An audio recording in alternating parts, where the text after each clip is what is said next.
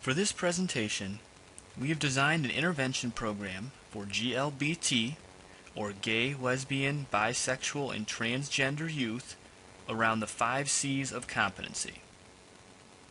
This program is presented by Brian Erickson, Adrian Heron, Mark Smith, and Emily Zakta. GLBT students were chosen as the focus of this program because of the many risk factors they face as a result of their sexual orientation. A recent study by the National School Climate Survey found that of 1,732 GLBT adolescents, the majority experienced bullying, harassment, and abusive remarks based on their sexual orientation. Many other studies have documented the various difficulties that GLBT youth face, particularly in the school environment. GLBT students are often the victim of harassment and hate crimes. This victimization and high-stress environment often leads to feelings of anxiety and depression.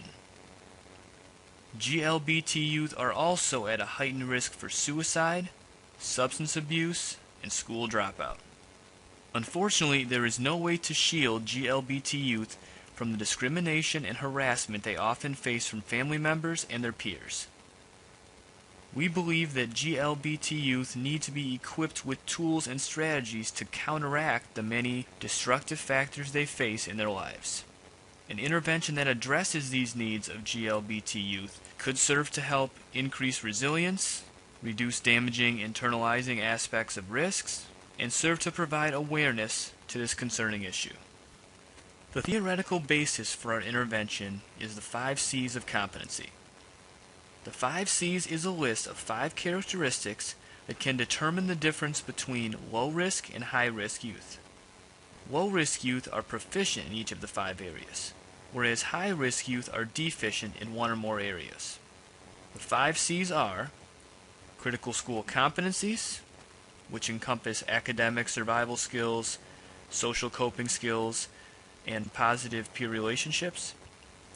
Concept of self, which is how we feel about or value ourselves. Connectedness, or a sense of belonging, and the ability to communicate and build relationships with others. Coping ability, which involves skills and adaptations used to make up for disadvantages in everyday life. And finally, control, which deals with decision-making skills, delay of gratification, and purpose in life. These 5 C's are important for any youth to develop, but they are especially important for GLBT youth, who are already at a heightened risk because of their sexual orientation.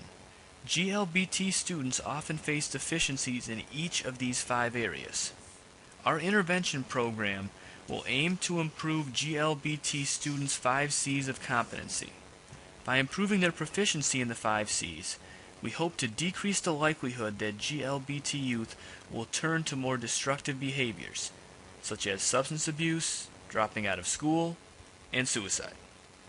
According to Radkowski and Siegel, a group setting creates a sense of community, allowing the GLBT students to feel less isolated, and provides a location to discuss differences in sexual identity, experiences, and the challenges of coming out.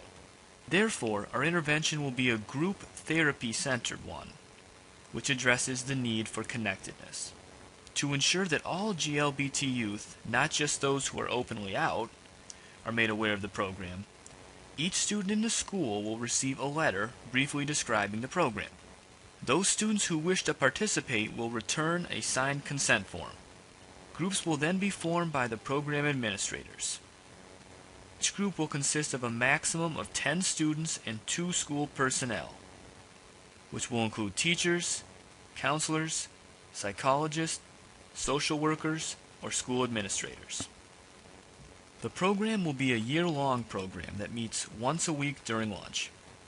The program will be divided into 3 segments. The first segment will address the concept of self and coping skills. This segment will include many group discussions and activities to help students share their experiences and perceptions on different sexual identities and stereotypes. The goal will be to help students develop optimism toward the difficult situations they may be facing.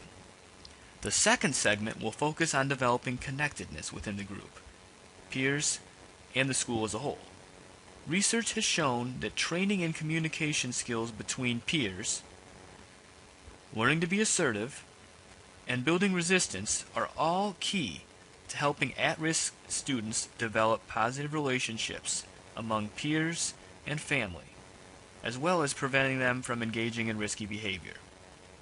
Students will role-play many of the difficult situations they may face, including bullying, coming out, and other negative interactions among peers. The goal for this second segment is to help facilitate strong communication skills and positive peer interactions. The third and final segment allows students to use their newly developed skills to build their critical school competence and demonstrate their level of control through different problem-solving situations. Students will describe alternative approaches to different problems and explain their decision-making process. Using these skills, students will develop a school-wide awareness day activity on a topic of their choosing.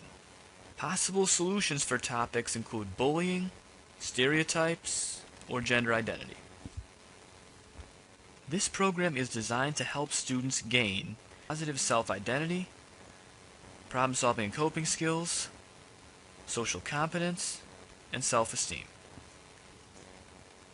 As mentioned earlier, all students in the school will receive a letter explaining the program. Those students who wish to join the program will return a signed consent form. For legal reasons, parental consent and student assent will be obtained for each student participant. Data will only be collected from students who have parental consent. 5 assessment tools will be used to collect data for this intervention. The first tool is the Problem-Solving Inventory, or PSI. The PSI is a global measure of problem-solving ability that contains 3 subscales. The 3 subscales analyze one's perceived ability to successfully deal with varying problems, an individual's approach or avoidance practice of handling problems, and one's emotional control during the problem-solving process. The second assessment tool is the Rosenberg Self-Esteem Scale. The Rosenberg Self-Esteem Scale contains 5 positively worded and 5 negatively worded statements, and is one of the most highly used measures of self-esteem. The third tool used is the Adolescent Social Self-Efficacy Scale, which is a scale used with adolescents to assess their self-efficacy in various peer-related situations, including social assertiveness, performance in public situations, participation in social groups, aspects of friendship and intimacy, and giving or receiving help. The fourth tool is the Social Support Questionnaire. This tool assesses the availability of social support and the satisfaction of available support. For each of the 27 questions, the individual is asked to list which people they could turn to for support in a particular situation, and then to rate their satisfaction with the available support. The final tool is the Social Skills Rating System. This is an assessment that will be given to teachers who will assess the student participants' social skills. There are 3 scales: social skills, problem behaviors, and academic confidence. Data collection will occur at 5 points throughout the intervention. Each participant will receive a random identification number that will be displayed on any documents to retain anonymity. At the beginning of the program, basic demographic information will be collected.